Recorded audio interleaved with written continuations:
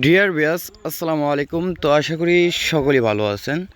তো আপনাদেরকে এই ভিডিওর মধ্যে দেখানো হবে আপনারা এই ট্যাংরা মাছ কিভাবে চাষ করবেন, বা ট্যাংরা মাছ চাষ লাভজনক হতে পারে যদি আপনি পুকুর প্রস্তুত সঠিকভাবে করেন।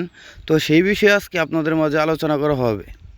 তো পুকুর নির্বাচন অথবা পুকুর প্রস্তুতি, পুকুরের গভীরতা 3 থেকে 5 ফুট রাখতে হবে এবং পানি যেমন পরিষ্কার ও দৃষ্টিসমুক্ত হয়।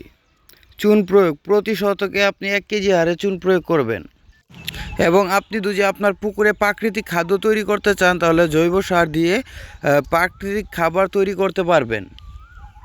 তারপর হচ্ছে আপনার পোনা নির্বাচন। তো রোগমুক্ত পোনা আপনার পুকুরে মজুত করতে হবে। তো আপনি ভালো একটা প্রতিষ্ঠান থেকে ভালো মানের পোনা সংগ্রহ করে আপনার মজুতকৃত পুকুরে আপনারা পোনা মজুত করতে পারেন।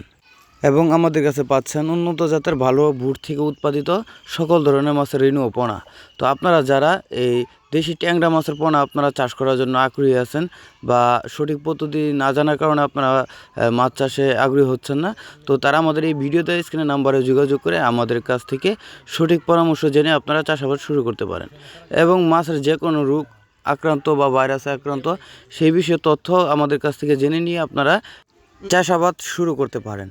এবং কি আপনারা চাইলে আমাদের প্রতিষ্ঠান থেকে এসে মাছের মান যাচাই করে আপনারা আমাদের কাছ থেকে ক্রয় করে নিয়ে যেতে পারবেন।